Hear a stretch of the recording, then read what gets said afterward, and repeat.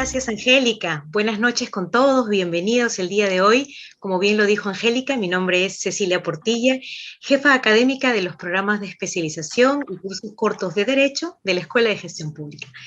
El día de hoy voy a hablarles sobre el programa de especialización en tributación, que es una propuesta académica que ofrece la Escuela de Posgrado desde el año 2014, con la finalidad de formar profesionales que cuenten con los conocimientos y con las herramientas para poder afrontar los cambios constantes que se enfrentan día a día debido al siempre variante escenario tributario. El programa está dirigido principalmente a profesionales del área de contabilidad y del área de derecho o áreas afines. Y básicamente son profesionales que cuentan o deben contar con una experiencia de al menos 2 años en temas de gestión, de asesoría, consultorías o dirección de asuntos tributarios y en empresas tanto privadas como del sector público. Siguiente. Estamos en los beneficios. ¿Por qué estudiar el programa de especialización en tributación en la Universidad del Pacífico? Y ahí me permito hablar de cuáles son los elementos diferenciadores de nuestro programa. Básicamente los resumiría en, por un lado, que el programa de especialización en tributación es un programa que les va a brindar una visión global, ¿no?, integral del panorama y de la perspectiva de los diferentes aspectos que componen la tributación. Como veremos más adelante, con respecto a la malla, veremos los elementos o el marco económico, los fundamentos económicos, también veremos el marco normativo legal y luego aterrizaremos ya un poco más en detalle sobre algunos impuestos, temas de tributación internacional, temas de auditoría tributaria y fiscalización. Entonces es un programa amplio, es un programa integral que da una visión completa de estos aspectos. Es un programa que dura aproximadamente 9 meses y en el cual a lo largo de 11 cursos vamos a desarrollar estas distintas temáticas. ¿Por qué también estudiar en la UP? Bueno, pues porque contamos con una plana docente que tiene una experiencia de tantos años en diferentes sectores provienen del sector público, también provienen del sector privado, de consultoras. Entonces, esta variedad de la plana y además la diferente composición de las profesiones, porque contamos con una plana docente conformada, si bien principalmente por abogados, también contamos con contadores y tenemos también un economista que nos acompaña. Entonces, esta experiencia definitivamente complementa, ¿no?, el aprendizaje del alumno porque va a tener estas diversas perspectivas y va a evitar, en cuanto, digamos, a la orientación del programa, va a evitar un sesgo. ¿Y a qué me refiero? Y creo que esto es el elemento central que diferencia los programas de especialización en tributación de la Universidad del Pacífico de otros. En la medida en que nosotros en este programa vamos a contar con una plana docente que tiene una formación y una experiencia tanto del sector privado como del sector público, podremos conocer de primera mano estas perspectivas distintas que probablemente seguramente ustedes en su día a día ven enfrentadas, ven confrontadas, ¿no?, y que llegan finalmente al Tribunal Fiscal. Pues bien, como veremos en unos momentos, nuestra plana docente proviene y forma parte de estudios de abogados, de consultoras, ¿no?, que tienen esta posición que justamente se complementa con la postura o la posición que encontramos en SUNAT. Tenemos algunos docentes que también vienen con experiencia en SUNAT y también docentes que trabajaron o que continúan trabajando como vocales en el Tribunal Fiscal. Entonces, esto también le permite al alumno tener una perspectiva amplia, completa, integral de estas diversas posiciones o posturas, y esto genera evidentemente y enriquece el debate en el aula. ¿Y por qué, por último, también, cerrando un poco ya el tema de los beneficios? Evidentemente porque les va a permitir acceder a una formación y a una capacitación actualizada, especializada y al networking tan valioso el día de hoy, porque el ingreso a el programa les permite ingresar a un entorno de intercambio de conocimientos, de experiencias, ¿no? Que le permitirá relacionarse con profesionales del sector privado, del sector público, y entonces todo esto definitivamente constituye un espacio altamente enriquecedor para los alumnos, ¿no? Siguiente, Angie, por favor, Angélica.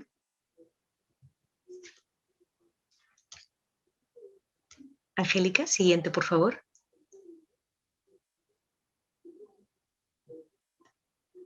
¿Ves la malla curricular, Cecilia? Sí, ahora sí la veo. Muchas gracias.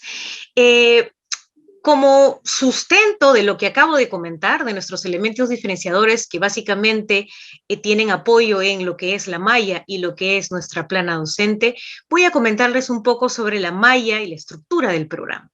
El programa se estructura en 3 módulos. El primero, que tiene el marco conceptual, por un lado, ¿no? El marco general normativo, por un lado, de la parte legal, tributaria, con el curso Derecho Constitucional Tributario, Derecho Tributario Material y Procedimientos Tributarios, ¿no?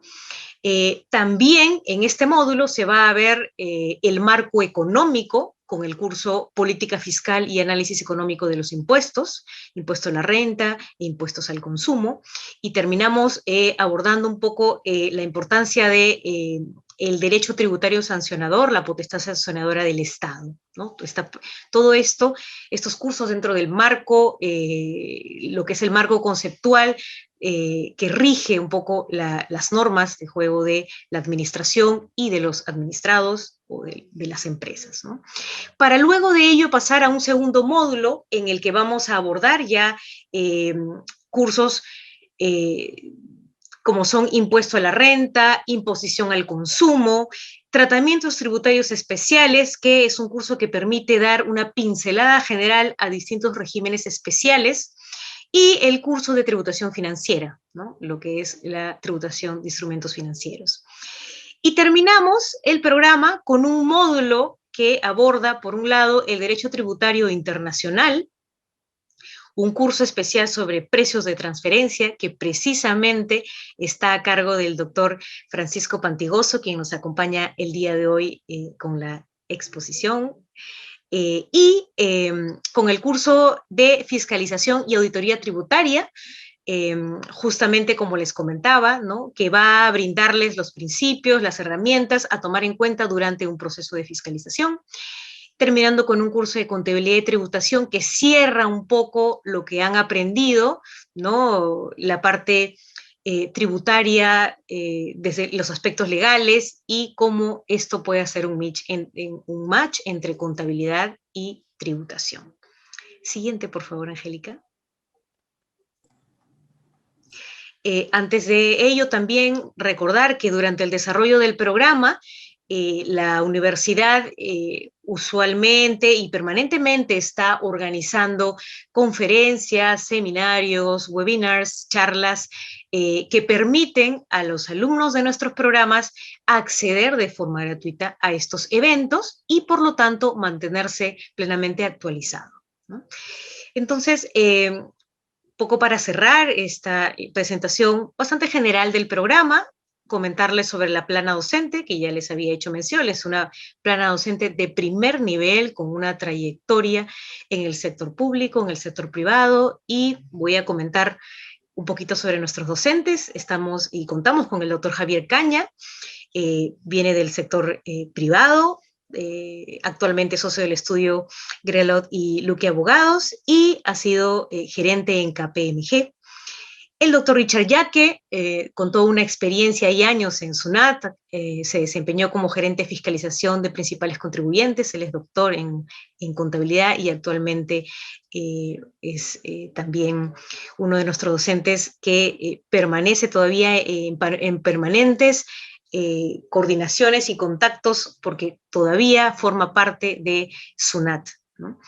El profesor Pantigoso, que como bien comentaba nos acompaña el día de hoy, él es fundador del estudio Pantigoso y Asociados, con una amplia trayectoria y además también una amplia trayectoria como docente en esta casa de estudios, ¿no? Él además ha sido presidente de la Cámara Perú-Brasil y miembro del Instituto Peruano de Derecho Tributario, ¿no? Entre otros.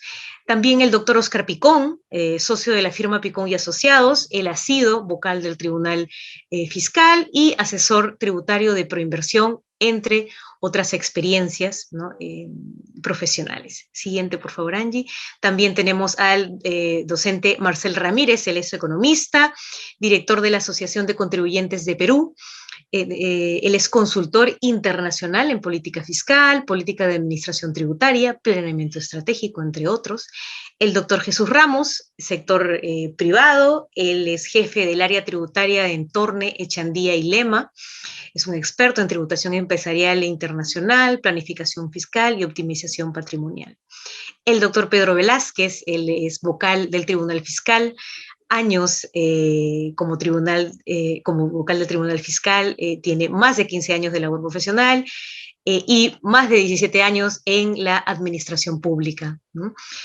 La doctora René Villagra, ella es consultora en tributación internacional y precios de transferencia, tiene un LLM en tributación por la Universidad de Florida y ha sido negociadora en representación del Ministerio de Economía en la tramitación, suscripción de convenios para evitar la doble imposición con Chile, con Canadá, con la comunidad andina, ¿no? Básicamente es nuestra plana docente. Siguiente, por favor, Angie, ya para cerrar. Información general del programa. Las clases están iniciando este 27 de abril, en horario de martes y jueves, de 7 a 10. La inversión y duración, las señaladas en la presentación. Grado académico de bachiller, como comentábamos, experiencia mínima de 2 años en áreas de temas tributarios, en áreas de temas de gestión, de consultoría o de dirección en temas tributarios. Bueno, bienvenidos, muchas gracias y doy pase al profesor Francisco Pantigoso, quien nos acompaña el día de hoy en el marco del desarrollo del programa. Muchas gracias. Muchas gracias, Cecilia. Efectivamente, ahora le damos la bienvenida a Francisco Pantigoso, docente del programa y socio fundador de Pantigoso Abogados, quien nos dará una conferencia sobre cierre legal tributario. Adelante, profesor, muchas gracias. Sí, muy bien. Un momentito para cargar acá el PowerPoint.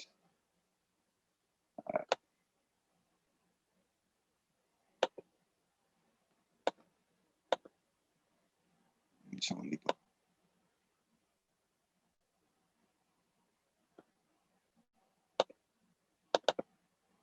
¿Se está viendo? Correcto, profesor, sí se logra ver. Perfecto. Muy buenas noches con todos. Es para mí un gran honor estar cerrando esta sesión donde estamos presentando pues, el programa de especialización en tributación. Como se ha mencionado, yo tengo el honor de ser también miembro del staff de profesores. El curso que dicto es precio de transferencia, en donde analizamos pues, en la coyuntura actual todos los elementos, problemas y digamos, circunstancias que rodean, ¿no?, a esta temática tan importante como son los precios entre partes vinculadas. El tema que se me ha convocado es el cierre legal tributario. Es un tema bastante ambicioso para 40 minutos más o menos que tengo. Simplemente vamos a dar ideas importantes, algunas cosas las pasaré, y lo que queremos generalmente aquí es dar aspectos críticos, ¿no?, algunos elementos que son controvertidos, dejar abierta también la discusión en los 10 últimos minutos finales con el público participante, al cual agradezco, ¿no?, su presencia. Cuando hablamos de... a ver, vamos aquí. Cuando hablamos del cierre tributario, indudablemente hay que ver algunas cuestiones previas, porque la situación actual conlleva justamente a redefinir ciertas cosas, o por lo menos ponernos a pensar si estamos en el camino adecuado, después de que estamos pasando una realidad sumamente complicada para las empresas, con una nueva perspectiva económica, con nuevas situaciones, inclusive de imposiciones nuevas como a lo que son los temas cibernéticos, ¿no? Entonces, las pandemias y los gastos relacionados es un tema fundamental que ojalá que el nuevo gobierno ad portas analice los problemas y las soluciones que se pueden ir planteando, ya que no vemos en la actualidad mayores propuestas, ¿no? Eso es un tema que bastante preocupa al contribuyente, porque inclusive en esta pandemia empezamos con los mismos problemas económicos de falta de liquidez y simplemente, como vamos a ver al final, lo único que se ha prorrogado es enero, que vence en febrero, ¿no? Es decir, en marzo finalmente, ¿no? Junto con las obligaciones del mismo febrero y con el cierre tributario fiscal. La problemática toca justamente al tema que yo desarrollo, ¿no? en este programa, como son los precios de transferencia, porque la realidad económica genera que los precios entre partes vinculadas estén sufriendo alteraciones, ¿no? Se estén generando nuevos productos con nuevos lanzamientos, precios de simplemente remate, etcétera, que ojalá la administración, cuando revise el 2020, 2021 a la vez, tenga en consideración estas situaciones del marco económico, ¿no? Que justamente generará seguramente ajustes especiales en lo que son los precios de los comparables, ¿no? Luego también un tema importante es la reingeniería en la mecánica de los gastos. ¿Hasta cuándo estaremos con los topes que estamos manteniendo actualmente, ¿no? Esto realmente está vinculado a la equidad tributaria. Me refiero a que los topes o máximos, ¿no? de gastos tributarios para ciertos conceptos debería adaptarse a la realidad económica de los contribuyentes. Por ejemplo, hay empresas que necesitan mucho gasto de representación, mucha atención a los clientes, pero no porque quieran regalar su plata a los clientes, sino que con eso se mantienen en las mejores ventas. Sin embargo, hay un tope y hay topes, ¿no? que son homogéneos, flat, que no tienen ninguna posibilidad de modificación o alteración. Eso debería ser revisado también por el nuevo gobierno que se dé en el futuro, ¿no? Luego también, importantísimo ver la libertad contractual. La administración en sus fiscalizaciones debería considerar, ¿no? Y más en esta pandemia, cómo es que se han modificado, por ejemplo, los precios de los alquileres, ¿no? Dentro de las adendas que se hayan generado. Esa es una llamada también de atención a los contribuyentes que tienen que tener a la mano todos los sustentos de los gastos, no solamente las facturas, sino tenemos que tener a la mano las políticas, ¿no? Una serie de acciones que tienen que estar desarrolladas a través de correos electrónicos, etc.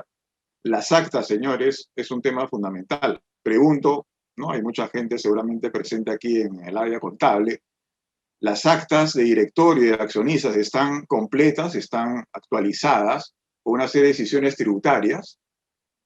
También importante verificar en una comparación qué pasa en otros países, ¿no? Ser un poco más creativo en la reestructuración de los diferentes regímenes tributarios. Por ejemplo, en Brasil hay una posibilidad de comparar una renta presunta para las MIPES con el resultado del lucro real, ¿no? ¿Por qué no tomamos como un benchmarking también esas ideas que pudieran ser ideas en el Perú novedosas, no novedosas en otros países, pero que yo creo mejorarían un poco, ¿no? la capacidad contributiva que hay que respetar de los contribuyentes?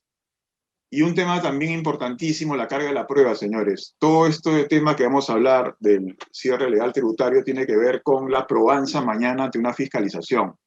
No se olviden el artículo 63 de la revisión de base presunta cuando no se entregan los sustentos adecuados, y a veces el 141 de la prueba requerida en fiscalización y no presentada en ella. Sabemos que no se puede presentar en reclamación sino pagando la deuda, lo cual es nefasto, ¿no? Cuando hablamos de los gastos relacionados entonces, o en este cierre legal tributario, siempre hablamos en el aspecto tributario de un principio fundamental que es el de causalidad, ¿no? Ustedes ya saben que los gastos tienen que ser aquellos necesarios para generar la renta, ¿no? Y en este tema de la causalidad, nunca terminamos de tener sorpresas en las fiscalizaciones, sorpresas también en la jurisprudencia. Por eso tenemos que estar siempre en el área tributaria y a todos los que van a entrar a este programa, les invito a que siempre estén leyendo los informes de SUNAT, resoluciones del Tribunal Fiscal, que están vinculados a este tema fundamental. Los gastos tienen que ser normales, propios del giro, razonables, ¿no?, de acuerdo al tamaño, y generales relacionados a los trabajadores, ¿no? Igualmente, recordemos que los gastos en nuestro país tienen límites, ya hemos mencionado esto que podría ser criticable, ¿no? Los límites no tienen en consideración el giro del negocio, las necesidades de la empresa, sino que son límites ciegos, y algunos requerimientos en ciertos gastos, como las provisiones incobrables, depreciación de activos y gastos de ejercicios anteriores. Recordemos que en las deducciones condicionadas, ¿no?, importante aquí recordar el punto 2, ¿no? Por razones de tiempo yo voy a ir a las partes principales, y en este punto de acá recordemos, ¿no?, a todos los amigos contadores aquí presentes que tenemos hasta la creación jurada, a la fecha de la presentación de la creación jurada, que va a ser fines de marzo, comienzos de abril, para hacer el pago de las rentas que para el beneficiario son de segunda, cuarta y quinta categorías, para que sea gasto este ejercicio y no tengamos un agregado tributario y luego más bien un gasto diferido al ejercicio del pago, ¿no? Entonces muchas empresas ya están verificando si van a pagar estas rentas a efectos que tengan mayor deducción. Eso se relaciona también a los aguinaldos, bonificaciones, gratificaciones, tienen las mismas reglas de pagarlos hasta antes de la DJ, ¿no? Y respecto a los gastos de ejercicios anteriores, vamos a ver que acá hay unas condiciones tan altas, tan complicadas, y finalmente la norma a veces, ¿no?, entre líneas está diciendo, no quiero que pases estos gastos, te pongo unas condiciones altísimas, casi inaplicables, a efectos de que no se pasen estos gastos. Mejor muchas veces es que se sinceren y que deroguen, ¿no?, ciertos gastos como deducibles. En las acreditaciones necesarias, ¿no?, yo he tenido bastantes problemas con algunos clientes industriales respecto a las mermas, por ejemplo. Las mermas uno tiene que tener un informe técnico, ¿no?, del profesional independiente, competente y colegiado. El problema ha sido, por ejemplo, el informe está mal hecho, el informe no dice la metodología, por ejemplo, y eso inclusive el Tribunal Fiscal ha desconocido, a pesar de que la realidad te dice que es una empresa industrial, ¿cómo no va a tener mermas? En todo caso, que se aplique una multa, ¿no? Pero no es conocer ese gasto. Pero está pasando, señores. Nuestra legislación es muy formalista. La forma versus el fondo, ¿no?, muchas veces predomina la forma versus el fondo, lo cual no debería ser. Ese es un tema también para ser analizado en una reforma tributaria. Bueno, los desmedros, ustedes saben que hacen las instrucciones ante el notario juez de paz, ahora la instrucción por desmedros, ¿no? Se realiza con 2 días de anticipación, ya no es 6. Vamos a ver también el tema de los gastos de viaje, en sus correspondientes pruebas necesarias, y la provisión de cobranza dudosa. Curiosamente, en nuestra ley, en el reglamento, hay la indicación de un tema de gasto que debe estar en la ley por el principio de legalidad, ¿no?, que está en el artículo 74, y son los gastos comunes que inciden en rentas grabadas, exoneradas o inafectas. La idea es muy sencilla. Gastos comunes, la luz, el agua, solamente se pueden deducir aquellos relacionados con las rentas grabadas. La misma idea que tenemos, como ustedes saben, en el IGB. Entonces hay 2 métodos para imputar estos gastos, ¿no? O lo hacemos directamente a los relacionados con estas rentas, que es muy difícil hacer esto, o el segundo método de la prorrata, que es el que más se utiliza. Este es un cuadro de un cliente del estudio, ¿no? No hemos puesto el nombre, obviamente, donde se realiza el ensayo, ¿no?, borrador de lo que sería la parte deducible. Estamos viendo que la columna de amarillo, los gastos relacionados con las rentas grabadas son las deducibles, ¿no? Luego los gastos financieros, hay que hacer la regla del neteo, ¿no? Ustedes saben que solamente son deducibles los gastos por intereses en la medida que excedan a los ingresos por intereses exonerados. Entonces hay que hacer todo el cálculo de la regla del neteo. En el tema de la subcapitalización, hasta el año pasado este tema controvertido, hasta no más, ¿no?, dijo, bueno, solamente hasta 3 es patrimonio, ¿no?, en esos préstamos mayores a 2.400 UITs. Hasta ahí, interesante, está más o menos razonable. Y el problema es que este año, recordemos que ha cambiado para un tope del 30% del EBITDA. Ese es el monto máximo de endeudamiento, el 30% del EBITDA. Una cosa absurda, porque como se compara el EBITDA del año anterior para este 2021, el 2020 lo tenemos pésimo en muchas empresas, tenemos pérdida. Es decir, no vamos a poder pasar muchas veces los gastos por intereses, Lo cual es un contrasentido y todo el mundo esperó, ¿no? Al comienzo o fines del año pasado, ¿no? Comienzos de este año, que hubiese un cambio en las reglas que nunca se dio. Estas simplemente son las reglas, obviamente, para el cierre fiscal que estamos hablando en 2020, ¿no? Vinculaciones económicas, sabemos que se aplica aquí, también para los que no tienen vinculación. Este artículo es muy importante, señores, el 24, porque es un artículo relacionado a diversos artículos del Código, perdón, de la Ley de Impuesto a la Renta, como es justamente el curso que uno dicta de precio de transferencia, ¿no? Hay todos los supuestos que están ahí y que en el curso vamos a desarrollar muy minuciosamente, ¿no? Bueno, este es un caso sencillo, ¿no? Tenemos un patrimonio de 5.000 por 3, va a ser el monto máximo de endeudamiento, que son los 15.000 que ven en el medio. Nos prestan 50.000, hacemos regla de 3, el exceso tributario va a ser 35.000, ¿no? Y eso lo aplicamos a los intereses en la proporción que hemos tenido, y vamos a tener que el 30%, 900 de 3.000, es el deducible, la diferencia agregado tributario, ¿no? Bueno, hubo un informe SUNAT, como ustedes saben, que indicó, ¿y qué pasa cuando tengo nuevos préstamos? Tenemos amortizaciones, y bueno, se generó la fórmula que le demos a la izquierda, interés deducible, monto máximo de endeudamiento, por monto total de intereses, entre el monto total de endeudamiento, ¿no? Y línea por línea aplicamos esa fórmula. Recordemos que esta fórmula estaba en el informe SUNAT, ahora está en el reglamento de impuesto a la renta, con un cambio que hubo en el 2018. Bueno, y ahora que estamos en una época de tantos delitos, de tantas infracciones, ¿no? De todo tipo, esto siempre ha sido criticado porque las pérdidas por delito solamente la podemos deducir en el ejercicio en que se prueba quién es el autor, ¿no? Se termina una de acreditación, ¿no? Del autor, o que es inútil registrar acción judicial. Entonces, como esto demora tanto, el primer ejercicio por lo menos mínimo, el gasto no es deducible porque no llegamos a esa definición, ¿no? Y va a ser un gasto diferido. En la provisión de castigo incobrables, lo que está en rojo es importante, ¿no? Hay que demostrar las dificultades financieras del deudor y esta provisión tiene que estar en el libro de inventarios y balances al cierre de ejercicio en forma discriminada por deudor, ¿no? La jurisprudencia 590 de la Sala 4 dijo, no, señores, un anexo no legalizado no sirve, no le puedo meter unas hojas al libro de inventarios y balances completándolo, ¿no? Bueno, la provisión tiene que ser al momento de efectuar, ¿no es cierto?, la determinación de la deuda vencida.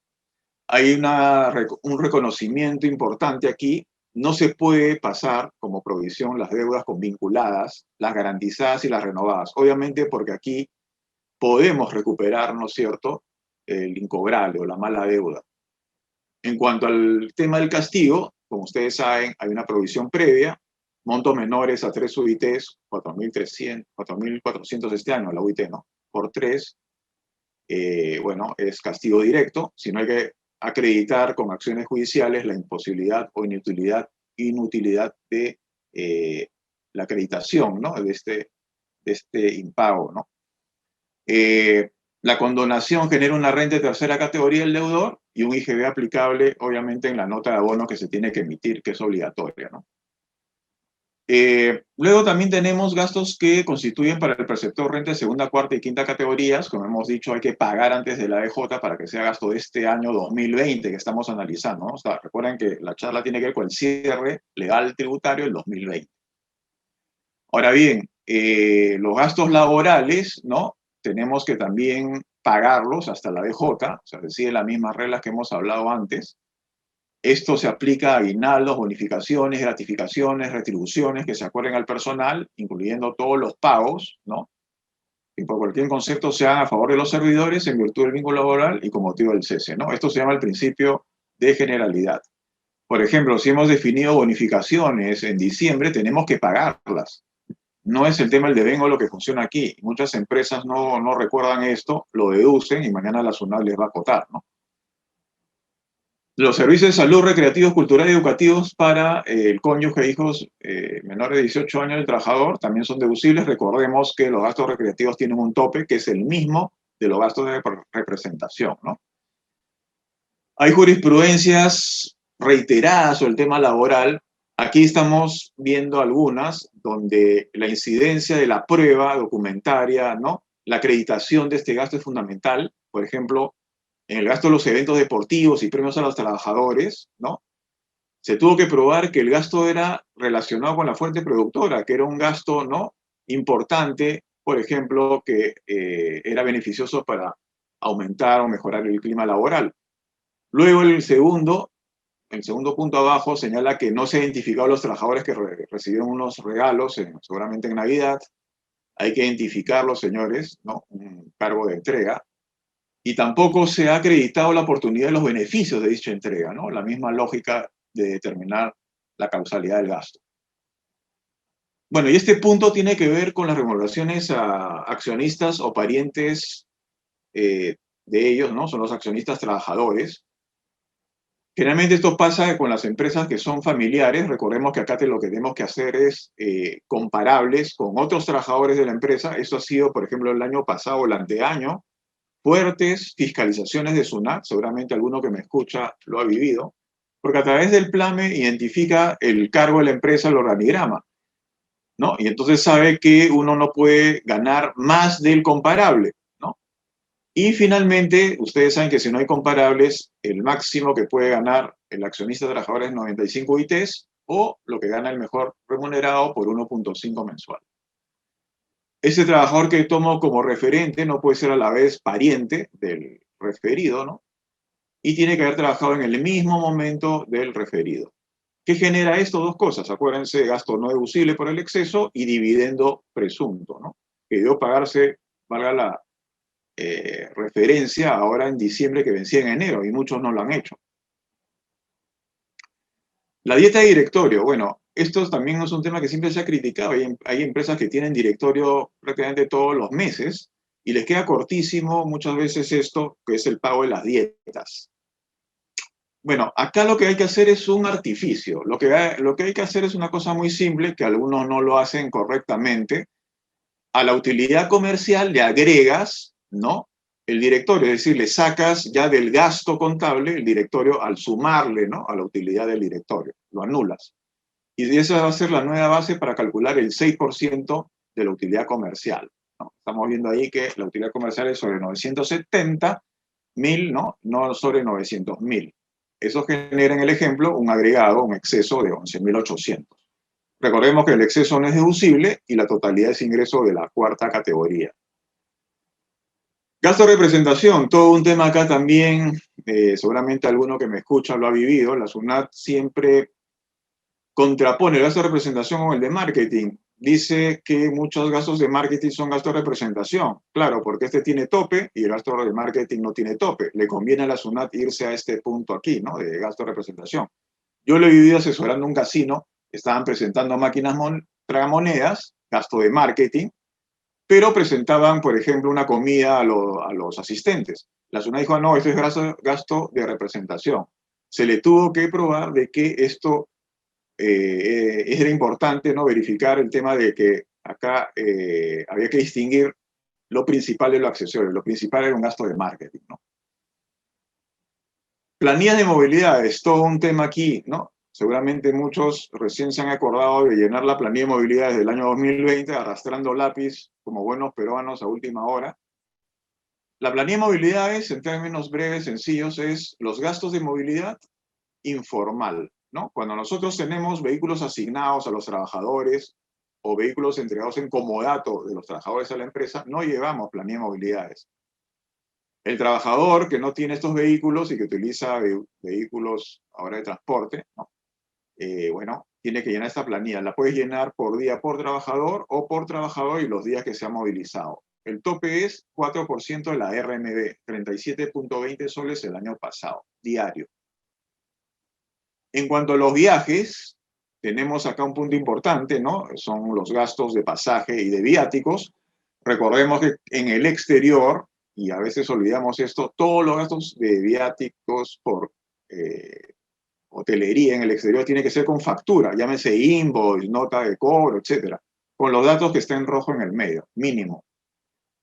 Pero a la vez tenemos también los viáticos que comprenden alimentaciones y movilidades, aparte del alojamiento. Bueno, para alimentación y movilidad, recordemos que cuando viajamos al exterior, podemos tomar hasta un 30% del monto máximo permitido con declaración jurada. Es decir, lo nacional siempre con factura, una cosa absurda, ¿no? Mientras que lo de afuera sí nos permiten una declaración jurada hasta el 30% del monto máximo permitido para movilidades y comida. Para esto tenemos que irnos a una tabla del 047-2002, el doble del monto el máximo que gana el funcionario del gobierno central de mayor jerarquía. En el ejemplo 440 por 3 días, ¿no? Nos sale por 3.20, digamos que está el dólar 4.324, nos dieron 6.720, el exceso 2.496. Bueno, eso va de frente al agregado, pero los 4.224, como está abajo, lo puedo demostrar, parte 30% con declaración jurada y 70% con facturas, pero solamente movilidad y comida.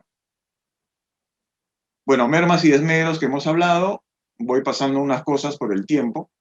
Las mejoras sabemos que son desembolsos que reconocen en el activo una mejora en su condición, ¿no? Va a generar un nuevo valor en el activo y nueva depreciación, mientras que la reparación y mantenimiento todo va al gasto. Recordemos la RTF 313 de la Sala 1 del 2001, que nos define muy bien, muy detalladamente lo que es mejora versus gasto de reparación y mantenimiento. Bueno, recordemos, señores, que el leasing está presente, ¿no? 299 con su 915 para lo que es el IGB. Recordemos que esto genera, ¿no? Bienes adquiridos que deben ser depreciados a partir de su uso para el arrendatario, ¿no? El arrendatario va a permitirse una deducción acelerada, ¿no? Recordemos que son 2 años para muebles y 5 para inmuebles. Y el arrendador es propietario del bien hasta que surte efecto la opción de compra, ¿no? Los gastos de vehículos, todo un tema aquí también, aprovecho para sugerir cambios drásticos de aquí. Fíjense que nuestro país mantiene una cosa un poco absurda, de que solamente se pueden pasar hasta 5 vehículos para gerencia, ¿no? Mientras que los que son vehículos relacionados a el desarrollo de la empresa como camiones, etcétera, operativos, no tiene sino la causalidad como tope. Este es un tema bastante criticable. Las mineras siempre han dicho, oye, un momentito, yo tengo 20 gerencias y acá te lo pruebo que todos necesitan su camioneta, todos necesitan, ¿no?, su vehículo. En este punto de acá, aparte del tope de 5 vehículos, hay un vacío, ¿no? Y acá podemos aplicar economía de opción. Hay un vacío en cuanto a las pickups. Las pickups no están consideradas aquí y muchos completan sus vehículos de las gerencias con pickup, ¿no? En este punto acá recordemos, señores, 30 UITs, ¿no es cierto?, el monto máximo de los vehículos, lo cual es bastante absurdo. Y tenemos también esto de acá, una fórmula que hay que aplicar a los gastos de vehículos de representación, dirección. Dividimos número de vehículos de dirección, representación entre el número de vehículos de la empresa y eso lo aplicamos a los gastos que hemos tenido para este tipo de vehículos, ¿no? O sea, prácticamente tenemos por todos lados un montón, entre comillas, de peros, ¿no?, que se le hacen a los gastos de representación, perdón, de dirección, representación, administración. A veces yo digo, mejor es que digan que no es deducible nada, ¿no? Si tantos peros le ponen, tantas objeciones y tanta violación al derecho de la libre empresa. ¿Por qué tenemos que poner en la ley, ¿no es cierto?, que no podemos pasar, por ejemplo, un vehículo de alta gama, si eso es también presencia de la empresa, etcétera? ¿Por qué tenemos que meternos a esas decisiones, ¿no? Lo cual me parece ya bastante exagerado, ¿no? Bueno, los ejercicios anteriores, el problema que quería comentarles es que hay una condición de que el gasto no haya sido conocido por el contribuyente, lo cual es absurdo. Realmente los contribuyentes sabemos nuestros gastos, ¿no? Salvo alguna excepción bastante rara, por ejemplo, una demanda que no haya sido conocida y haya sido en rebeldía. Podría ser, por ejemplo, por indemnización. Las donaciones, sabemos que también hay que hacer acá un artificio. ¿Por qué? Porque la donación tiene un tope, 10% de la renta neta después de la deducción de la pérdida tributaria arrastrable. ¿Por qué las normas están siempre criticadas? Porque las donaciones tienen muchas obligaciones para el donatario y el donante. Y eso asusta al empresario porque da información a la administración de manera anticipada y en vez de donar prefiere la destrucción del inventario. Fíjense lo absurdo de la norma y a lo cual deriva, ¿no? Entre los gastos deducibles, es decir, ya no agregados, sino acá vamos a tener una deducción, recordemos que los gastos por personal con discapacidad tienen lo que está en rojo, ¿no? Si tomamos personal hasta 30% de la planilla, agregamos en la deducción 50% más de esos sueldos. Si tenemos más del 30% de personas que están con discapacidad, agregamos en la deducción 80% de ese sueldo. Igualmente vamos a tener, respecto a los gastos de proyectos científicos, si utilizamos centros de investigación domiciliados en el país, agregamos 75% más de ese gasto. Por eso pongo ahí 175 el gasto. Y si tomamos más bien no domiciliados, 150, o sea, agregamos 50% más en el gasto. Bueno, en las boletas de venta recordemos que se mantiene un tope, ¿no? Siempre también muy criticado. La boleta tiene la posibilidad de, en renta, ¿no? Pasar un gasto deducible hasta el 6% de lo que se compra con facturas, con un tope máximo de 200 UITs. Sabemos que la boleta no sirve para IGB, ¿no? Esto debería ser un cambio drástico que tiene que ver con el nuevo RUS. Solamente hay nuevo RUS en muchos lugares, ¿no? Gente que está en ese régimen, y no hay otra que comprarle con boleta, ¿no? Y nos ponen un tope ciego, ¿no? Un tope flat a todos los contribuyentes, ¿no? Sin tener en consideración la realidad económica. Los tributos asumidos, artículo 47, el contribuyente no puede asumir o deducir, perdón, de la renta bruta el impuesto que hubiera asumido. Estos son los tributos que uno asume de terceros. Eso indudablemente no es deducible. Podría generar esto sí, por ejemplo, ¿no?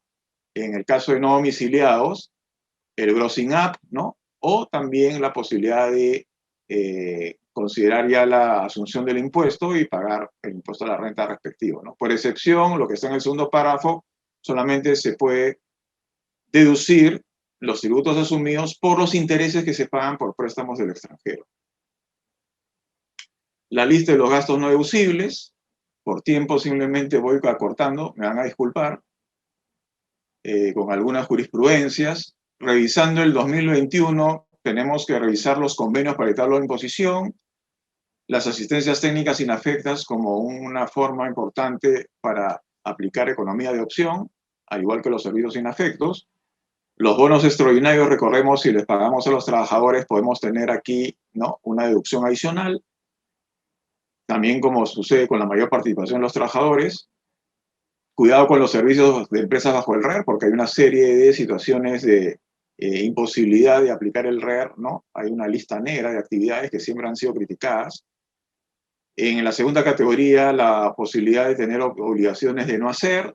Quinta categoría y 2 o más empleadores, hay que comunicar, como ustedes saben, al que más paga, ¿no?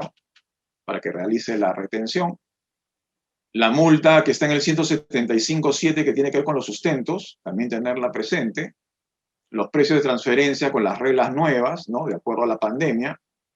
Y mucho cuidado con las normas de elusión, simulación, evasión y economía de opción. Recordemos, ¿no? Que algunas normas a tener en cuenta en este año es la RTF de saldo a favor del impuesto a la renta. Es decir, muchos se están apurando en presentar esta declaración jurada para aprovechar, en el buen sentido, el saldo a favor para aplicarlo a tributos ajenos al impuesto a la renta, como un IGB. Importante, RTF es la 8679 de la sala 3 del 2019. Las suspensiones de pagos a cuenta, ¿no? Recordemos que desde febrero podemos empezar a hacerlas. Hay que evaluar las consignaciones como una figura bastante interesante a efectos de evitar el devengamiento del IGB. La depreciación acelerada, que es el decreto legislativo 1488, ¿no? Nos permite 20% en edificaciones y construcciones, que ahora con el cambio del 31107 no es obligatorio, cambio que era ¿no? bastante pedido, ¿no? Por los contribuyentes y felizmente se escuchó. La pérdida arrastrable que está en el 1481, ¿no? Ya no son 4 años, sino 5 años en el sistema A. Información a los bancos nacionales, la última norma criticadísima, ¿no? Porque viola el secreto bancario. Cuidado, esta norma ya está vigente, a pesar de que hay críticas sobre su constitucionalidad. Bueno, ese tema se verá en el Tribunal Constitucional, ojalá. Luego las últimas sentencias sobre intereses y suspensión de la prescripción, ¿no? Lo último que ha pasado con Telefónica, importante saberlo. Es decir, solamente pueden correr intereses moratorios hasta los plazos que tienen las entidades para resolver. La prórroga de obligaciones de enero, ¿no? Gran favor, entre comillas, que ha dado el gobierno a las empresas que están, ¿no? realmente ahorcadas. Enero se ha postergado a febrero, que vencerá en marzo. Es decir, en marzo vence enero, febrero y parte de algunos contribuyentes que tienen la declaración jurada, ¿no?, del 2020. Las 3 UITs y cambios, bueno, lo único que se ha hecho es decir, oye, los gastos con artesanos, con agencias de viajes, con también guías de turismo, eso se incrementa para las 3 UITs. ¿Dónde están, señores, los gastos de alimentación, de seguros, de colegio? ¿No? Y bueno, sabemos que la nueva ley agraria está vigente con sus nuevas reglas también tributarias. Cuidado, y con eso voy terminando con la norma antilucía general. Acuérdense, señores, que ahorita está vigente la simulación, estamos en la norma 16, la simulación, en términos cortos y sencillos, es cuando le miento a la SUNAT. Yo le digo como este ejemplo, SUNAT, yo soy un transportista, la SUNAT hace una inspección ocular y se da cuenta que no hay ninguna unidad de transporte, todo es papeles, ¿no? Por eso abajo la jurisprudencia dijo el contribuyente trató de darle apariencia al servicio de transporte, pero ello no responde la verdad, ¿no? Otro caso de simulación, todo esto está vigente, señores, mucho cuidado, es cuando se miente, en este caso, bueno, vergonzoso, la Marina estaba metida, decía, los pavos vivos, ¿no?, los estoy vendiendo y no tienen IGB, la SUNAT va a revisar y eran pavos listos para el horno, ¿no?, embolsaditos. La jurisprudencia dijo formalmente se trata de la venta de pavos vivos, pero se está distorsionando la realidad económica. Y lo importante, señores, y con eso voy acabando, la elusión tributaria ya tiene todas las normas, el 1422, el 145, Decreto Supremo 145 del 2019, su reglamento. Ya no hay ninguna excusa, ¿no?, para que la SUNAT no fiscalice, ¿no?, a través de su comité revisor. ¿Qué cosa es la elusión? En términos breves, estamos viendo abajo que hay una empresa, o unas personas, perdón, que aportan, una aporta una casa 1 millón, otra aporta 1 millón en soles, y al día siguiente, operación impropia, ¿no?, porque no hay aporte y desaporte al día siguiente, el que aportó la casa recibe 1 millón en soles, el que aportó soles recibe la casa. ¿Qué cosa estaban ocultando? Como ustedes comprenderán, es una compraventa oculta. Hay una norma de cobertura, que es las aportaciones cruzadas, y hay la norma coberturada, ¿no?, que era lo que se pretendía esconder, que es la compraventa. Bueno, la SUNAT va a ir a lo que está oculto y va a cobrar los impuestos respectivos. Eso ya está vigente, muchísimo cuidado. Muy bien, señores, completando así el tiempo, me excedí un poquito, disculpen. Lo que quería era mencionarles, con el cierre fiscal también, que es el antes, ¿no?, el 2020, lo que se viene en este 2021. Y en conclusión, tenemos que estar muy atentos a la normativa. Esperemos que el gobierno no haga caso al clamor de los contribuyentes de que se posterguen algunos meses más de pago de impuestos por la cuarentena y cierre de empresas que han existido.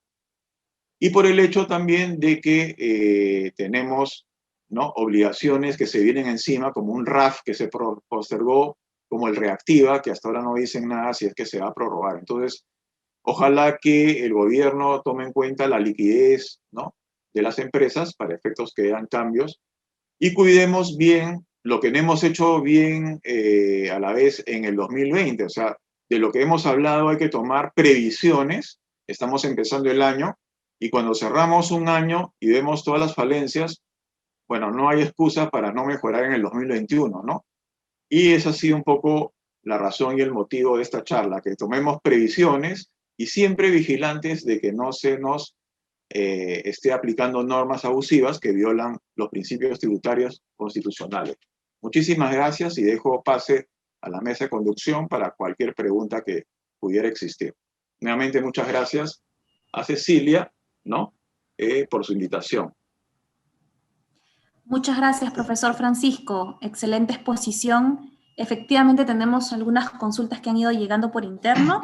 Nos preguntan, ¿qué ocurre si pago una renta de cuarta antes de la DJIR 2020, pero no tomo ese gasto tributariamente? ¿Puedo tomarlo el ejercicio siguiente de 2021? Bueno, el gasto ya lo podías tomar, ¿no?, en el 2020.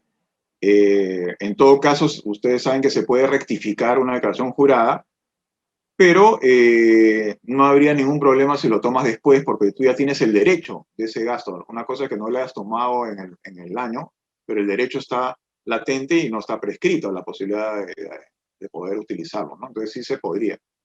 pero lo más adecuado yo creo que es corregir y determinar bien el impuesto respectivo, ¿no? O sea, corregir el 2020 me refiero. Perfecto. Nos llegó otra pregunta. Nos indican, ¿cuál es la importancia de estar a la vanguardia de los cambios en el sistema tributario, sobre todo en tiempos de pandemia? Bueno, indudablemente lo tributario es el arma económica de un Estado, ¿no? En el sentido de que genera recaudación. Para nosotros contribuyentes, ¿qué es importante? Estar al día en la lectura de las normas. Todos los días, el que abre el peruano encontrará un tema tributario. O sea, hoy día, por ejemplo, ha habido norma tributaria. ¿Y por qué es importante? Porque puede haber una norma de aplicación inmediata y que te soluciona la vida. Por ejemplo, la aplicación de una prórroga, de repente un régimen de aplazamiento o fraccionamiento como el RAF, ¿no?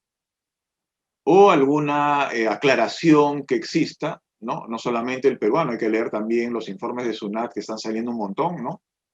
Y jurisprudencia del Tribunal Fiscal. Todo hace que nuestra asesoría sea mucho más eficiente y tengamos una actitud preventiva frente a cualquier contingencia, ¿no? Entonces, de todas maneras, estar al día en la lectura, llevar este programa les va a dar eso, ¿no? Les va a dar capacidad crítica, les va a dar la oportunidad de confrontar una serie de posiciones del contribuyente como de la administración, ¿no? O del Tribunal Fiscal, y eso enriquece muchísimo nuestra actividad de asesores.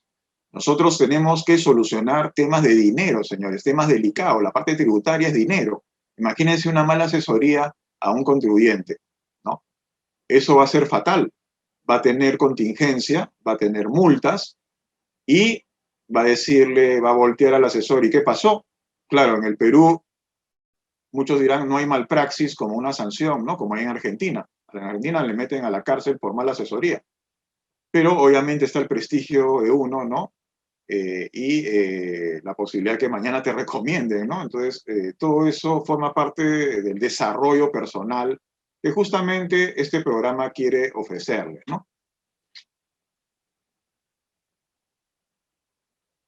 Bien, nos acaban de hacer otra pregunta. ¿Los temas que ha expuesto los veremos más a fondo en el programa de tributación? Por supuesto, o sea, yo les he dado algunas píldoras, ¿no? Imagínense hablar de tantos temas en 40 minutos, me excedimos hasta un poco. O sea, esta charla, inclusive en un tiempo normal, es para 2 horas, ¿no? Porque vienen varios ejemplos, etcétera. Indudablemente, esto simplemente es una muestra como un botón, ¿no? En el programa ustedes van a ver un desarrollo muy minucioso. Los colegas que me acompañan son gente muy experimentada. Y lo importante es que tienen la experiencia, pues, de la asesoría, ¿no? Tienen la confrontación de la asesoría con la teoría, o sea, están en la práctica, en el día a día, y eso es lo que enriquece. Un programa se enriquece justamente con profesores que están en el campo, ¿no? Que están en el día a día, que están con la última y que te dan soluciones creativas y que te hacen pensar, ¿no? Porque el profesor puede tener una solución, señores, pero lo importante es que el alumno, con su propio bagaje, ¿no? Con su propio conocimiento, también genere sus propias soluciones. Eso es lo más valioso, ¿no? Uno deja simplemente encaminar las ideas y los buenos alumnos que siempre tenemos desarrollan un sentido crítico y muy proactivo, ¿no? Porque lo que están haciendo es siempre una visión de prevención de la contingencia. Eso es muy importante en el programa. Lo que hacemos es prevenir contingencias, ¿no? Todos los alumnos salen muy agradecidos por eso.